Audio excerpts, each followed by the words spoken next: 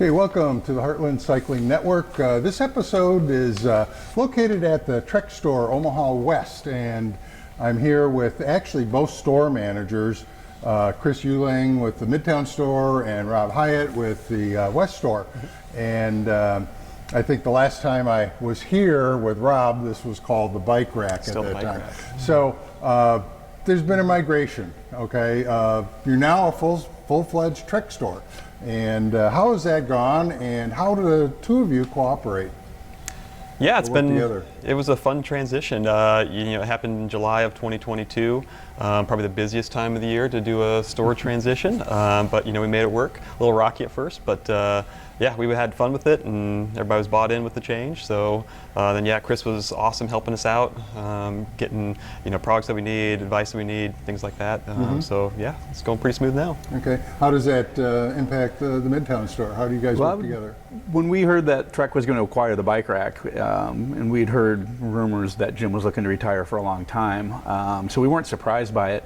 I was a little nervous personally. I'm like, okay, we have this other, we had always viewed the bike rack as competition. How's it going to be now that we're partner stores? And it has been phenomenal, actually. Rob and his team have been awesome to work with. And the biggest thing for me is the ability to take care of a customer in so many different ways now between the two stores and our store in Lincoln, that if we need to get a product, check with somebody who has different knowledge. We've been really good at working together to just do what's right for customers. We're getting products faster, we're getting work orders done quicker. We've got hundreds and hundreds of years of experience between the two stores now. So it's been nice. And then Rob and I have had a chance to really how do we really dial in the business and be a big part of the community, partnering together instead of trying to do our own things. Yeah, okay, well that's good, that's great. One of the things that I'm a big proponent of is recommending that people go to a local bike shop to take and start their journey on cycling, especially if they haven't been on a bike in a while. Can you guys sort of cover some of the things that you do that differentiate yourself from, let's say, maybe other bike shops, but basically just going out to the local big box store and buying a bike? Yeah, absolutely. I mean, some of the biggest things that we do here at the Trek stores is just we ask a lot of questions. So when somebody walks in, we want to know what their goals are, what their experiences are, who they're planning to ride with. We just go the whole 9 yards with asking questions, and that helps us kind of dial in what product or service that we have is going to be best for them. Because we're just looking out for the customer every single time. We're not going to try to sell them something they don't need, or just try to. Yeah, basically we're just looking out for them, make sure we get the right product for them. Yeah, I think it's developing that relationship. Cycling isn't just buy a bike and we'll see you later. We want to connect that person with where to ride, how to get the best enjoyment out of that bike, whether it's a recreational bike, a fitness piece, or maybe we're seeing a lot of people commuting to work and school on bikes.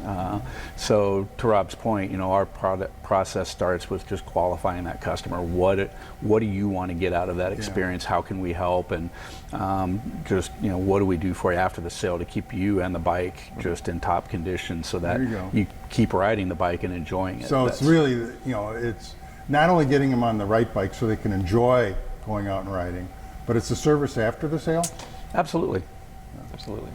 Yeah, bikes require maintenance. Not everybody knows that, and that's part of our job is to educate people about that. That's why we have mechanics from open to close every single day, ready to help out. Because we want people to be happy and enjoy their bike. We don't want to have kind of limit the issues with them. And I think one of the things I saw when I walked in here is this 24-hour service turnaround. So I mean that's something that you take pride in. Sometimes it's even quicker, I would imagine. But it all depends upon what's wrong with the bike, and do you have all the parts and that sort of thing, because it can be delayed a little bit too. So but that's your goal. 24 hours. Yeah, that's definitely the goal. And for most services, we can do that. Yeah, the curveballs, if we need to order in a replacement part or something like that, that we don't happen to have here. But if it's something where Midtown has it, we'll drive to Midtown, we'll get that part, bring it back here, we'll make it happen. That's part of the service that we provide for sure. And I know, Chris, you touched upon it before when you said you have hundreds of years of experience combined. And I think that's one of the things, you have knowledgeable staff. So tell me a little bit, or tell the audience, what does Trek do to help educate your employees? Well, we have industry-leading training, whether it's through our own Trek University programs, where even to just assemble our bikes, it's about an 8 hours worth of training where it's very specific how to build the bike, how to tune the bike, how to troubleshoot issues, and then it goes way deeper for our mechanics, whether it's a simple, installing a new cable, or whether it's, replacing a very complicated electronic drivetrain. We've got access to all of the manufacturers' trainings as well, and our teams are required to maintain continuing education. And a lot of it is just having people that working on bikes is what they love. Yeah. Well, and you don't just service Trek or Trek branded bikes, you service any kind of bike. So, I mean, absolutely, that's where the knowledgeable staff comes in, and I think, there's a lot of commonality in terms of parts across the various makes and models. Mm-hmm. So. Yeah, absolutely. I mean, we definitely service really any brand here, and that's where that experience comes in, because every bike has its quirks to it. And if we have a mechanic that's been around for a long time, they've seen this before, and they say, "Oh, I know how to diagnose this." Yep. I can share my knowledge with the person that's working on the bike and let them know how to fix that problem. For sure. Yeah, that's good. That's good.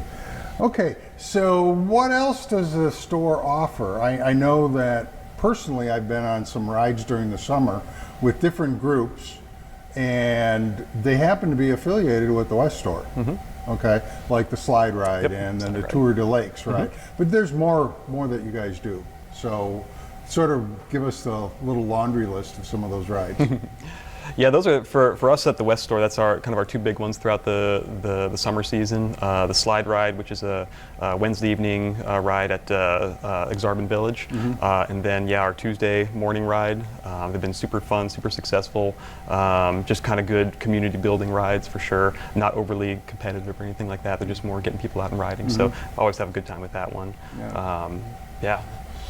And there's, in addition to the regular weekly rides, which I know Rob is really connected with, and at the Midtown store, we've come up with a series called Gears and Beers that we will continue to some extent this year. And then Trek has put out a series of rides that stores can participate in. And this year, for 2024, there'll actually be 6 rides. So in addition to our Pride ride, which we do in June, mm-hmm, and our Holiday Lights ride, which is actually coming up this weekend, we'll have an Earth Day ride, a mountain bike ride, we'll do a Halloween ride, so we've got several more. And the best way to find out about those is just connect with one of our stores on Facebook. Well, or how much do those cost? They're absolutely free. Okay. Just show up and ride. We just want everybody to get out and have a good time, meet some new people, maybe explore some new places on their bike. Absolutely. And I'll tell you one thing that I liked about going on some of these rides, the fact that you tend to learn the trail systems and the different ways to get around. Mm-hmm. I mean, and that's why I encourage people to take advantage of the rides at the local bike shops, because you've got people that know what they're doing, where they're going, and they can help you. And a lot of times, I know that the chief assembler over here, Ray, he goes on the slide ride, and he's our sweeper, yep, but he's the mechanic. He's the guy that helped fix a little bug that goes wrong. And we've had people with flats. So, we've had people with derailleur problems. And it's one of those things where he's out there, knocks it right out, fixes it right away. Yep. Yeah, Ray's a great resource to have out there. Yeah. Pull up the rear. Yep. So, I really enjoy that. So, Chris, you touched upon a winter ride, which happens to be the Holiday Lights ride. Yes. And that's one where they tour the neighborhoods, and it's at night. Yep. It is. In December. Really excited about this ride. We're going to actually start and end here at the Omaha West store. We'll have some refreshments and beverages and some fun things before and after the ride, but we've got some really cool neighborhoods that are a safe, easy ride. We'll go through Linden Estates and see some of the big houses and all of their lights, and just a really fun ride. And definitely this time of the year, you want to be prepared. It's going to be a little bit chilly, so we can absolutely help make sure that you and the bike are comfortable on a colder night. Yeah, well, and that's kind of interesting. Winter riding, you have to have different gear. Not the bike, well, maybe tires, but pretty much what you're wearing and how to get dressed for it. So what kind of advice do you offer on that? Yeah, I mean, it's really just dress for the temperature. I mean, there's kind of some old sayings where there's never a bad temperature ride, just bad clothing to wear. There's definitely different weights of layers that you can wear, like different thicknesses of gloves, jackets, base layers. We've got all that stuff here. We can talk you through it, kind of give you our experience with it. But yeah, it's just coming prepared, and it's better to peel off layers and not have enough when you go. There you go, layers, very important. I would absolutely second that with the layers. And most riders I talk to, and I experience this myself, is ears, fingers, and toes. We keep those extremities a little bit warmer. It tends to make your experience on the bike a little bit better. So having the right equipment for those parts, whether it's wool socks and insulated boot covers or winter shoes, making sure you have a good glove that is not only warm but also gives you the dexterity to manipulate the controls of the bike. And then for me, having something under my helmet to keep my ears and my neck and my head warm. And those are things that are not terribly expensive. You only need to buy them once typically, and then just different layers depending on the weather conditions. I know from personal experience. I mean, I was out on a ride just the other day, and it was cooler. It was in the low 40s or whatever, but I have a pair of gloves, and they have little zipper things in there, and I can put the little chemical heater packs in there, and it keeps my hands warm enough to ride without getting real heavier gloves, and control. I mean, I really like the fact that you can control the bike a lot with a pair of gloves that work well for you. And then winter riding too, the other safety pieces we always recommend, of course, wearing a helmet every time you ride, but having good daytime running lights and a good front headlight. It gets dark a lot earlier now, cloudy day, it's hard to see. Make sure that you're keeping yourself safe. So to me, winter riding would include lights. You probably would offer reflective clothing. Oh yeah, pretty much any outer layer that you'll find that Trek produces is going to have reflective aspects built into it, whether it's the little Trek logo on there being reflective or just little spots on the bottom. Or it's great. I mean, just the color too. You don't want to go riding at night in black. Okay. A lot of our winter apparel comes in high vis, yellows, whites, some other colors. So that's a big important part. Absolutely. I know last night when I was out driving, and it was already dark, and I could see a kid on a bike over on the left side on a 4-lane road. He was coming down the sidewalk, and he stopped, and the light changed, and I'm stopped at the stop line. And he goes across, and he's got the reflectors on the wheels, and I could see him. But that was it. Should have had a little bit more, but that I mean, at least really drove the attention. And that's important. You talked about daytime running lights, and bike safety is really important. I think Nebraska, unfortunately, has had 5 traffic crashes where cyclists has been killed this last year, or in 2023, and which is more than the last 5 years combined. So, and there's a lot of things that come into play on that. And you and I know that, the person on a bike's got to be attentive, but so do the drivers. But all the other things that you talked about, I think, are important as well. Yeah, absolutely. I mean, Trek is really big about safety, whether it's from the clothes you wear, high visibility clothing, really good helmets with industry-leading safety protection built into them. Lights. I personally do not ride without a flashing tail light at this point. I've always got that on, whether it's day or night. And so it's, and then things like we're seeing a lot of our riders start using like the Garmin Varia radar system on the back of their bike if they're riding on streets. That's kind of a game changer in the industry right now. Is just having that awareness of what's going on around you. Yeah, definitely.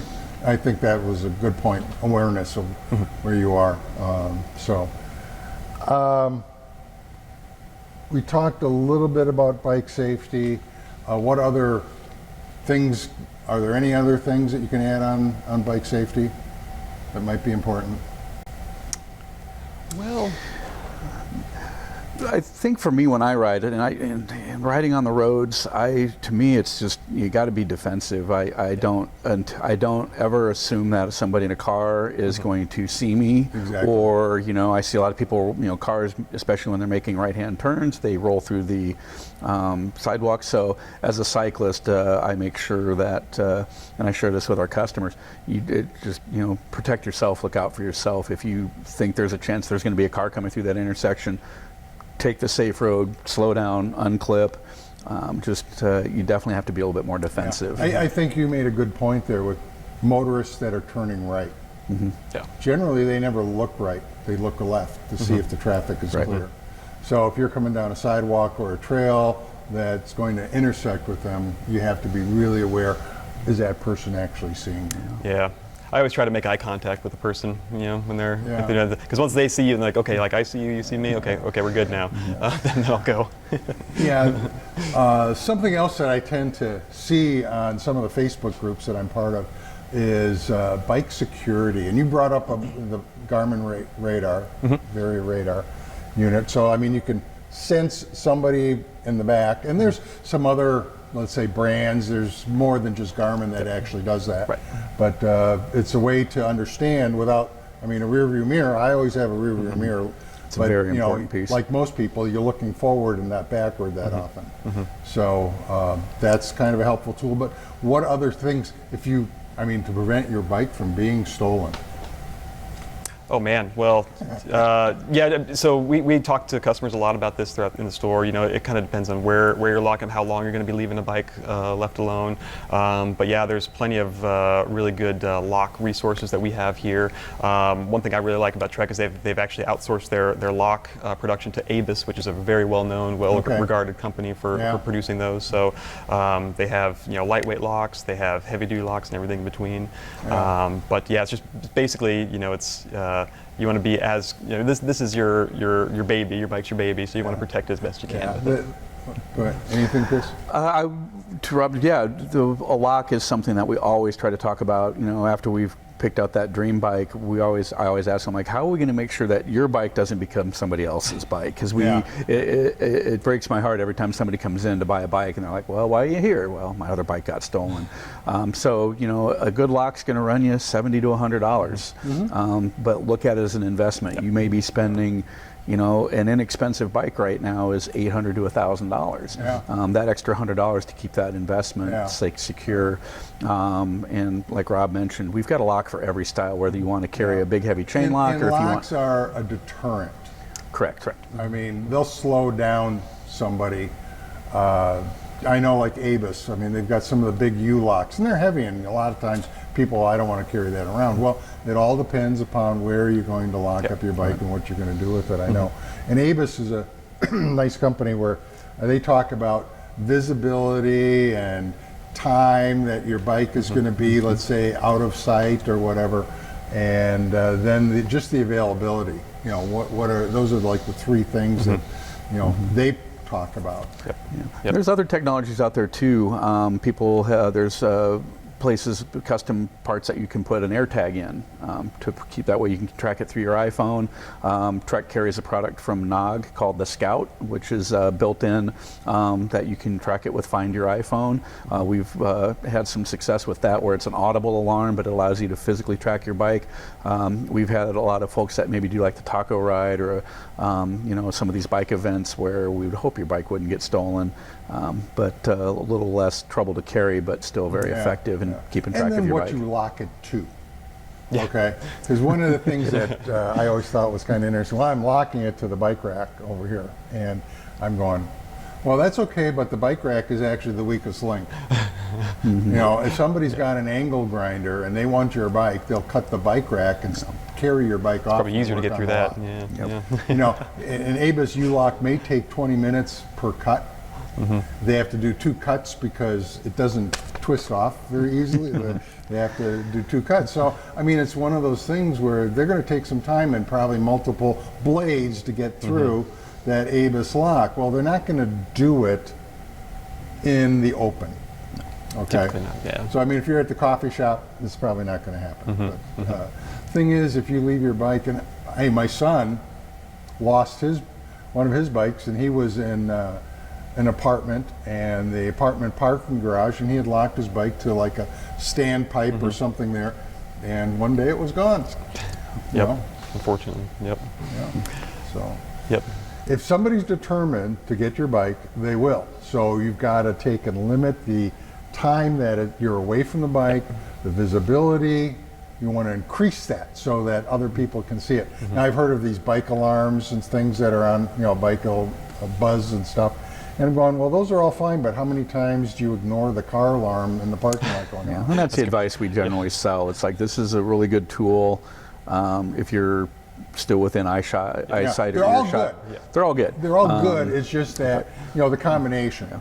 And the other thing that I've recommended people do, and again, it's not something that is going to be, the panacea that's going to solve this problem, is Bike Index and garage Project 529 Garage, which is basically a way to register your bike so that you might be able to get it back. But the AirTag, there are tile stickers, there's other tracking kind of devices, like even the one that Trek offers, which is great. I didn't even know about that. That was the other piece of advice I've given customers too, especially with the some of these higher end bikes are thousands and thousands of dollars. Make sure you talk to your insurance company. A lot of these are covered as valuable personal property under your homeowners or renters insurance, so that if you do have an issue there, it gets stolen. There's limits on that. There's limits, but a $500 deductible to replace a $4,000 bike is something. And when we start talking about expensive bikes, and there are a lot of them that are out there, e-bikes are really very popular right now. And some of them can be very pricey. Okay, so the adding it onto your insurance policy is a good thing. But when somebody comes in here looking for an e-bike, what do you do? Yeah, so Trek offers a whole bunch of different e-bike styles. So it really depends on what sort of riding they're looking to do. How far they're looking to go, who are they riding with, what surfaces are they going to be riding on, how quickly do they want to go. There's just tons of questions that we can ask to kind of to dial in what that end product is going to look like for them. But yeah, Trek has anything from cruiser bikes that are just short distance, just for casual riding, to full-on commuters where you can add extra batteries to them and get 100 miles on a ride, and everything in between. So it's really fun to have all those options at your fingertips here. Yeah. One of the things that we get a lot is, well, I'm not ready for an e-bike because I'm not old, and I I don't want to cheat, are the two words that we get a lot.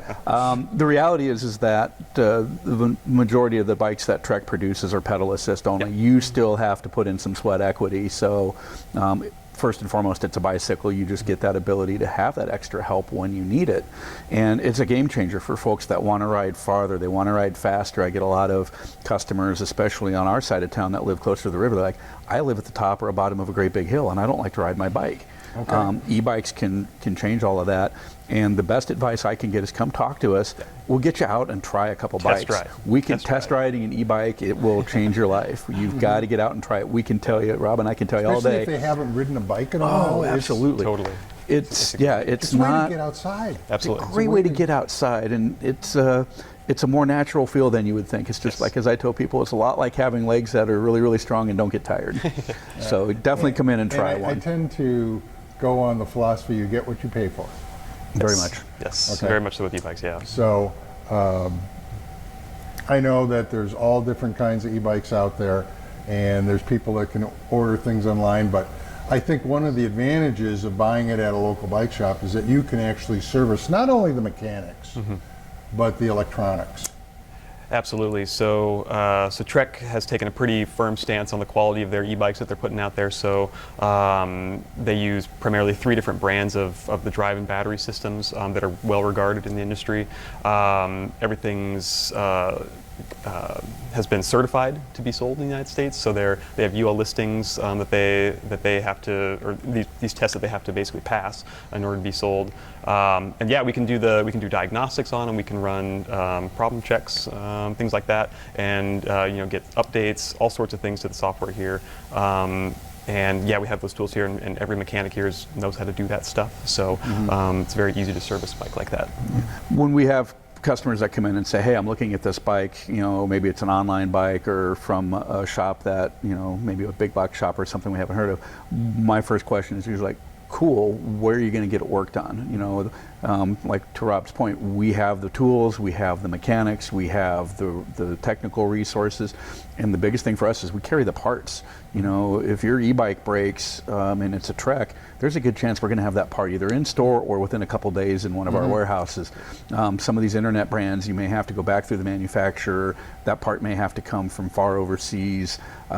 So yeah, there's that trade-off where our bikes might be a little bit more expensive, but ultimately it's going to last longer, and we're going to be able to keep you on that bike more than we would maybe with some of those other brands. Yeah. So a big part of your job too happens to be education. So it's educating people about the bikes that they're buying and riding. But I think you also offer something in your shops that maybe people don't really understand, you know, like some of these clinics. So explain some of that. Yeah, so we're about 3 months into it now. We started just a monthly bike maintenance clinic here, the first Thursday of the month, just a way for people to kind of get more more information about the bikes that they're riding, to kind of help them prolong the lifespan of that bike. It's led by one of our mechanics who knows what they're talking about. You know, we've been kind of doing a little curriculum here where one week we talk about this, next week we talk about this, so kind of this progressionary system there. But it's been really fun. It's good to share that knowledge with people and just kind of help them, understand their bike and just keep it running well for a long period of time. Definitely. Yeah, and the maintenance piece is, Rob mentioned it earlier on. You've got to take care of the bike, and it's not as daunting as people think. Just proper air pressure, keeping the chain lubed, keeping the bike clean and dry, knowing what to listen and feel for. So Rob's got the set maintenance clinics. We'll do some of those as we get into the year. A lot of ours is, we get people that come in and like, well, I brought it here because I don't know how to fix a flat. And I'm like, cool, you got 10 minutes? We're going to have you fix your flat, and we're going to teach you as we're right here with you. And it's amazing when people see that, oh, it's really not that hard, and it takes a small set of tools and knowledge to do it on the trail. And we're happy to help you, whether we do that in a class setting or if you're more comfortable just saying, hey, I don't know how to do this. Cool. There was a point none of us knew how to do that. Absolutely. So we're happy to teach you one-on-one or in a more structured curriculum-based setting like what Rob's doing here on Thursdays. Well, that's great. Well, Rob and Chris, really appreciate you guys being on the show. And talking about bikes, of course, is something I have a passion for too. And we could talk for hours, I'm Absolutely, sure. yes. But Absolutely. we have a limited amount of time, and thank these two guys and Trek for being on the show. And I just want to remind everybody to pedal on.